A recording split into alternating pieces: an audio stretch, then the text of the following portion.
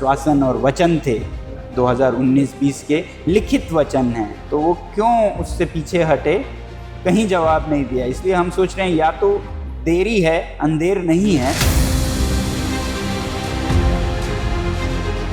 अगर corporates industries आप पे दबाव डाल रहे हैं तो हम भी दबाव डालेंगे, ताकि आप कह सको कि हम नहीं आपका कर सकते हैं। कंपनी लाखों करोड़ कमा लेगी, कुछ सरकार को टैक्स भी मिल जाएगा, उसके बाद उसके वजह से कहीं बाढ़ आए, उसके वजह से कहीं भूस्खलन हो, तो उसका 10 गुना सरकार को खर्चना पड़ता है। गांव विस्थापित हो रहे हैं क्योंकि पानी बंद हो चुका है। ग्लेशियर्स जो नीचे तक थे अब बिल्कुल गायब हो गए हैं। तो ये कोई फ्यूचर भविष्य में होने वाला नहीं है, और ना इंतज़ार करें तो बेहतर है। पहले भूख हड़ताल की गई, उसमें आपको साथ मिला। हालांकि इंटरनेशनल लेवल पे भी लोगों ने बोला कि हम आपका साथ देते हैं, आपने उनको भी मना किया। हम मौका देना चाहते हैं सरकार को कि जिस तरह से विनम्र तरीक़ों से हम उनसे विनती कर रहे हैं, उसी पे हल हो तो बहुत अच्छा है। हम अभी संयम बरत रहे हैं, मगर ये इंडेफिनिट नहीं होगा। लोग किसी वक्त पे ऐसा भी होगा कि लोग सड़कों पे इतनी शांति से शायद ना हो। कल को ऐसा कोई हिंसक घटनाएं ना शुरू हों लद्दाख में भी, तो इसलिए हम इतना पीड़ा खुद पे उठा रहे हैं। जैसे अनशन पे हैं तो मर भी सकते हैं। लद्दाख बचाओ, हिमालय बचाओ को लेकर एक पदयात्रा जो है 1 सितंबर को लद्दाख से शुरू हुई और 2 अक्टूबर को दिल्ली पहुंचेगी। हालांकि उससे पहले अगर लद्दाख की बात की जाए तो 25 दिन की भूख हड़ताल की गई। सोनम वांगचुक हमारे साथ में बातचीत कर लेते हैं। सर, कैसे देखते हैं, पहले भूख हड़ताल की गई, उसमें आपको साथ मिला। हालांकि इंटरनेशनल लेवल पे भी लोगों ने बोला कि हम आपका साथ देते हैं, आपने उनको भी मना किया, भूख हड़ताल ख़त्म की। 1 सितंबर को लद्दाख से चले। लद्दाख से दिल्ली तक का डिस्टेंस लगभग 1000 किलोमीटर का। 80 साल तक के बुजुर्ग और उनसे बड़े भी, पूर्व सेनानी भी आपके साथ हैं। और किस तरह देखते हैं आप, क्योंकि जो मैं आपकी बात सुन रहा था, आपने बोला कि जहाँ पे इलेक्शन वो स्टेट को कवर नहीं करेंगे, पर सरकार लगातार आपकी बात नहीं सुन रही है और पहले भी बातचीत बंद हो चुकी है।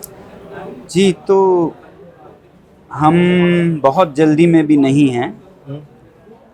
हम मौका देना चाहते हैं सरकार को कि जिस तरह से विनम्र तरीक़ों से हम उनसे विनती कर रहे हैं, उसी पे हल हो तो बहुत अच्छा है। ख़ासकर क्योंकि लद्दाख एक सीमावर्ती इलाका है। अच्छा नहीं लगता किसी देश के लिए कि सीमा पे हलचल हो, दुश्मन देश उसका फ़ायदा उठाएंगे।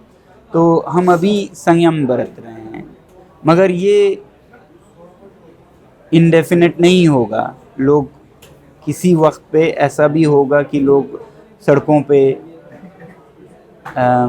इतनी शांति से शायद ना हो। इसीलिए हम दुख उठा रहे हैं कि कल को ऐसा कोई हिंसक घटनाएं ना शुरू हों लद्दाख में भी। तो इसलिए हम इतना पीड़ा खुद पे उठा रहे हैं। जैसे अनशन पे हैं तो मर भी सकते हैं, मगर एक आदमी मरे या 2 मरे तो अच्छा है, 2-3 हज़ार मरे इससे। क्योंकि ऐसा ही हुआ है, कश्मीर में हो या पूर्वोत्तर में हो, नॉर्थ ईस्ट में हो। हम नहीं चाहते हैं कि ऐसा लद्दाख में हो, नहीं चाहते हैं, इसीलिए ये सब कर रहे हैं। कई बार लोग कहते हैं कि आप इशारा कर रहे हैं हिंसा की ओर। मैं इशारा ये कर रहा हूँ कि नहीं हो ऐसा। पर इसके पीछे मंशा क्या लगती है सरकार की? आखिर आपने हर एक चीज़ क्लियर करी, आप टेक्निकली देखते हैं, वहाँ के आम लोगों की आप सुनते हैं, सिविल सोसाइटीज़ आपके साथ हैं, पर ये टेक्निकली दिखाने के बाद भी, बातचीत करने के बाद भी, क्या लगता है कि इसके पीछे सरकार की मंशा क्या है? क्यों नहीं आप पाते? ये हमें नहीं समझ आ रहा है, क्योंकि कोई जवाब उन्होंने दिया नहीं है, औपचारिक कोई वक्तव्य दिया नहीं है कि वो क्यों बदल गए उनके जो आश्वासन और वचन थे 2019-20 के लिखित वचन हैं, तो वो क्यों उससे पीछे हटे, कहीं जवाब नहीं दिया। इसलिए हम सोच रहे हैं या तो देरी है, अंधेर नहीं है। या फिर जैसे कहते हैं लोग कि औद्योगिक गुटों का दबाव है कि वो हिमालय को खुला छूट चाहते हैं शोषण के लिए और खिलवाड़ के लिए।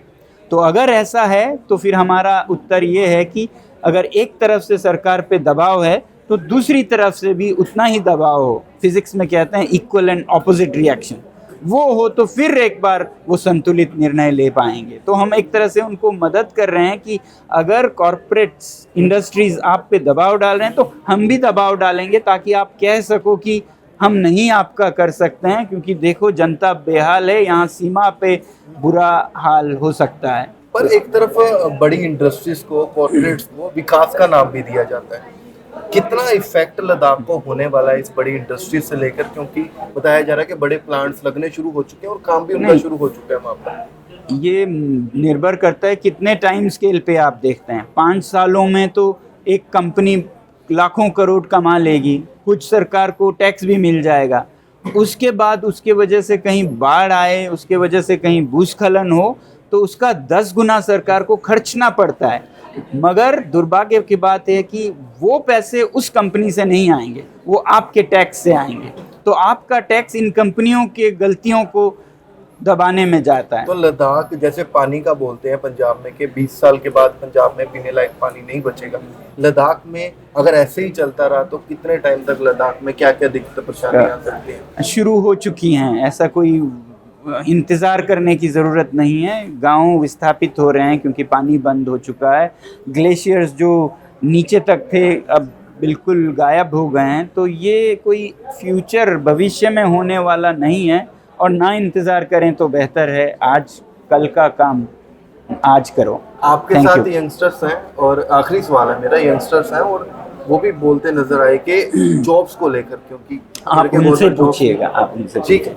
तो सोनम वांगचुक हमारे साथ थे और इनके साथियों से भी बातचीत करेंगे कि आकर उनका क्या कुछ है।